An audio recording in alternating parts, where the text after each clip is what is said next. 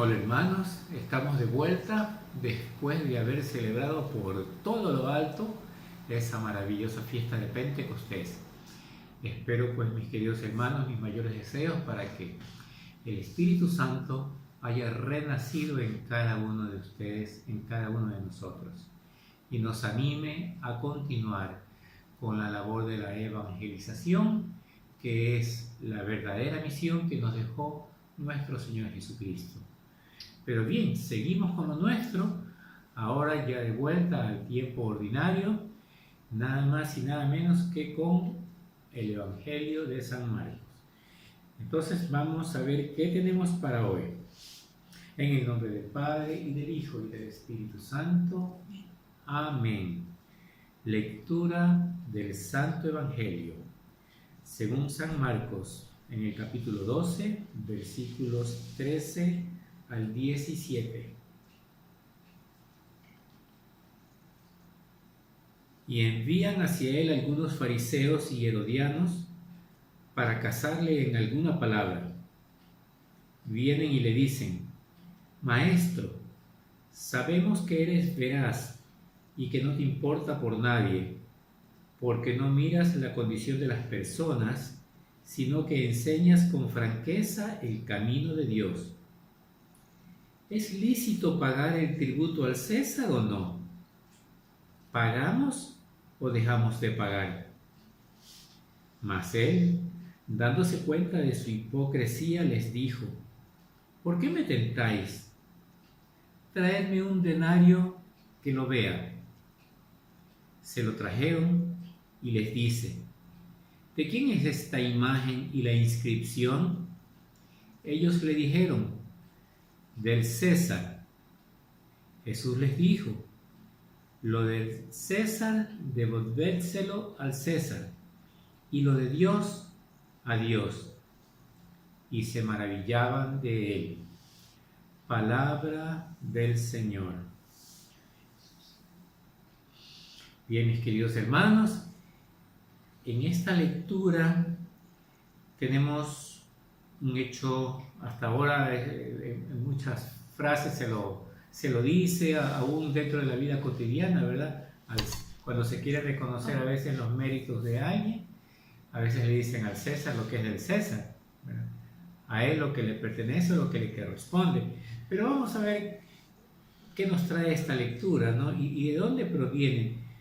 Si ustedes leen los versículos anteriores en el mismo capítulo 12, la parábola que Jesús les propone anteriormente tiene que ver pues con una comparación del reino de Dios con una viña, que él se va y luego él quiere reclamar su parte de la cosecha a quienes la habían arrendado, pero estos mataron a sus enviados, los pegaron, los mataron, después por último manda a su hijo y a él también lo matan. Y al final pues concluye Jesús diciéndoles como una pregunta, ¿no? Y bueno, ¿y qué hará el dueño de la hacienda cuando regrese él a reclamar lo suyo? Entonces ellos mismos se autocontestan y dicen, bueno, seguro que los matará, los castigará severamente, ¿no? Pero y esto tenía un mensaje, ¿no? Porque los primeros escogidos realmente, el pueblo escogido era el pueblo de Israel, que fue el que lo rechazó, de la misma manera que los viñadores rechazaron a los enviados del dueño de la vid, ¿no? En este caso se compararía pues con los judíos que despreciaron y terminaron matando a los profetas. Entonces, en cierta forma estos judíos se terminan sintiendo aludidos, como que entienden el mensaje y quieren capturar a Jesús, lo quieren apedrear, lo quieren hacer daño, y como no se podía ya porque Jesús ya era un poquito más conocido, había ganado muchos seguidores, ya se dificultaba cogerlo pues en público y buscaban maneras de ponerle trampas, de que caiga, a ver si encontraban un pretexto de cogerlo preso, ¿no? Algún pretexto para hacerlo quedar mal delante de la gente. Y así es como deciden enviar justamente a quienes habían estado participado de la primera reunión o habían estado cerca o habían escuchado algo. ¿Quiénes eran los personajes aquí? Pues los personajes, ese era el contexto de que se dio ese momento, y los personajes eran los fariseos, el pueblo judío en general, pero quienes realmente tomaban la iniciativa eran los fariseos, los sacerdotes, los escribas, ¿no? La élite religiosa, inclusive la élite política, porque fíjense que finalmente terminan mandando a un grupo, como un grupo delegado, ¿no? de esta selecta directiva judía, ¿no? De esta selecta élite judía, ¿no? Y van justamente un grupo de fariseos con un grupo de herodianos, o sea, un grupo de seguidores de Herodes. Fíjense qué raro, ¿no? Porque aquí, como dicen, a veces se junta el hambre con la necesidad, porque los fariseos no eran necesariamente los mejores amigos de las huestes de Herodes, ¿no? Porque el pueblo judío nunca quiso estar bajo el imperio romano. Pero aquí a todos les convenía hacer desaparecer a Jesús, ¿verdad? A los fariseos porque les quitaba su predominio sobre el pueblo en cuanto al conocimiento y a la autoridad sobre la religión, ¿verdad? La proclamación de la palabra, sus mensajes, en fin, todas sus enseñanzas y su popularidad pues también se estaba cayendo al suelo porque Jesús los hacía quedar mal. Y los herodianos pues porque bien, ellos también se preocupaban en el aspecto político porque de repente empezaba a salir un líder nuevo, Jesús, porque ya tenía muchos seguidores, entonces también era incómodo para ellos. Se juntan los dos porque les convenía para ver de qué manera le podían hacer caer a Jesús con alguna trampa y tener un pretexto para cogerlo preso, juzgarlo, ¿verdad? Juzgarlo, ya sea para meterlo preso o matarlo, ajusticiarlo, lapidarlo. Y así es como vienen con el truquito queriendo hacerle caer, y Jesús se da cuenta, ¿no? Cuando ellos muy maliciosamente le dicen, ¿es lícito pagar tributo al César o no? Porque en el fondo tal vez querían que diga, ¿no? Como buen judío, él también no desea estar bajo el imperio romano, hay que rebelarse, entonces no paguemos al César. Esa es la respuesta que tal vez ellos estaban esperando. Y ahí estaban los herodianos para decir, bueno, tú te estás rebelando contra el César, hay que cogerte prisionero, y ahí se acababa la historia de Jesús, ¿verdad? Pero Jesús, tan inteligente como siempre, de tantos aprietos que le pusieron, él salía de una manera tan hábil que era realmente asombroso. Y aquí les pide Jesús justamente una moneda donde estaba acuñada la cara del César, ¿no? Y una leyenda del César, y Jesús mismo les pregunta, ¿no? ¿De quién es esta imagen? Para hacerlos caer en cuenta de que ellos, también los mismos judíos, se valían de la imagen del César. Obviamente para hacer sus transacciones o todo lo que tú quieras, pero se estaban valiendo de la imagen del César. Entonces, primer golpe que les da Jesús, los hace caer en cuenta de que ellos se servían de aquello que tal vez querían usarlo como pretexto para hacerlo caer a Jesús. Y que en el fondo los judíos, claro está, pagaban los impuestos, pero lo hacían de muy mala gana. Bueno, hasta hoy en día a muchos no les gusta pagar impuestos, y sobre todo cuando consideran que son, bueno, si consideramos que son injustos, nos molesta, pero terminamos pagando. Y así mismo, ¿no? Aquí los judíos se sienten ya aludidos con un primer golpe que les da Jesús, porque les dice, ahí está la moneda, el pago de aquello que ustedes reprochan, tú te sirves de ello, a la larga estás sacando beneficio, ¿no? Pero aquí viene lo más importante, ¿no? Pero regresemos un poquito al comienzo. ¿Por qué les van y le preguntan a Jesús? Porque Jesús ya estaba considerado como un maestro en cierta forma por sus enseñanzas.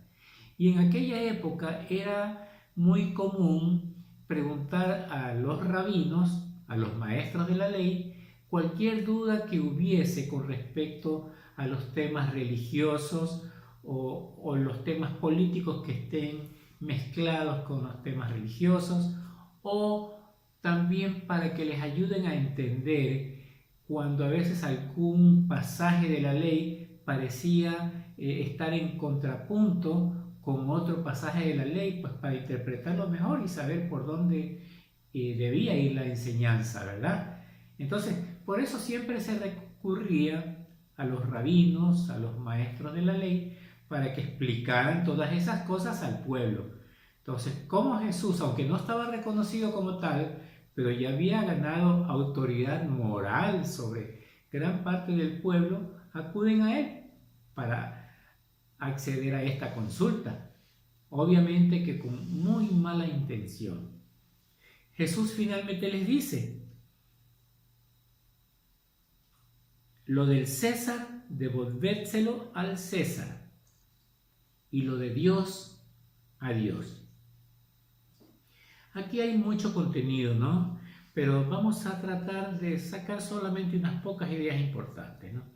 Estamos hablando de una moneda que representa el dinero, ¿no? Con lo cual se pueden obtener muchas cosas, pero todas esas cosas de índole material. Todos sabemos, las cosas de índole material pertenecen a este mundo, ¿no? Y son transitorias, son pasajeras. Muchas veces no duran toda la vida. Gran parte de esas cosas se dañan en muy poco tiempo, otras pueden durar un poco más. Y aunque te durasen toda la vida, tú te mueres y no te las puedes llevar. O sea que a la larga, la vida útil para ti y para mí no va más allá del término de tu propia vida. Nuestra vida se acaba en este mundo y esos bienes ya no sirven para nada, se acabaron, ¿no?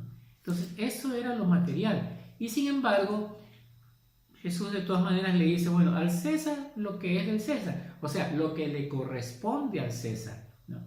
En fin de cuentas, él era el emperador, el gobernador de esas tierras, y bueno, como tal, pues le correspondía poner sus leyes y sus condiciones, pues mientras estemos bajo ese régimen, hay que cumplir. Nos toca cumplir de la misma manera que, aunque a veces no nos guste, nos toca cumplir las leyes y las disposiciones de nuestro gobierno. Aunque no estemos de acuerdo, pero si formamos parte de esta nación, pues tenemos que comportarnos como ciudadanos de la misma.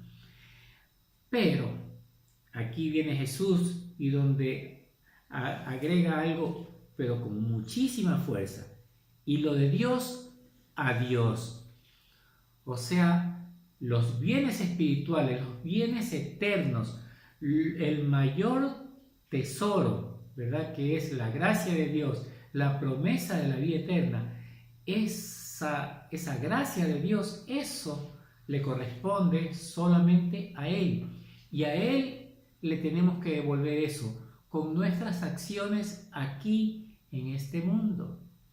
La adoración, la oración, las obras de caridad. ¿Verdad? Jesús dijo, todo lo que hacéis con esos pequeños, lo hacen conmigo. Y ahí es donde está el bienestar que hacemos y cómo podemos servir a Dios.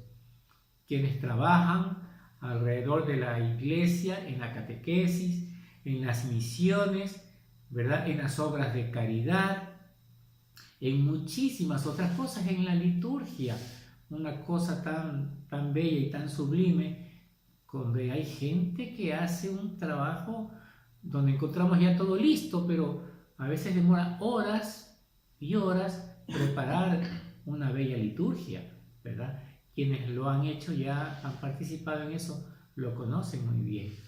Entonces, lo que es de Dios, eso hay que darle a Dios. ¿Y qué es de Dios? A Dios le pertenece eso, el amor, las obras de caridad, el servicio a los demás, el curar a los enfermos, el promover la palabra de Dios, llevar la palabra de Dios a todos los confines de la tierra. Todo eso le pertenece a Dios y eso se lo tenemos que dar a Dios y eso es lo más importante. Y ahora que ya estamos llenos, ahora sí, del Espíritu Santo, estamos listos, hermanos, para emprender con todos sus dones esa carrera acelerada hacia el cielo. Y en el camino, para poder llegar, tendremos que hacer eso, servir y servir y servir con amor. Mis queridos hermanos, les dejo con esta pequeña reflexión y pidiéndoles nuevamente pues que dediquemos todos nuestros esfuerzos para dar a Dios lo que es de Dios. Que este compartir haya sido en el nombre del Padre y del Hijo y del Espíritu Santo. Amén.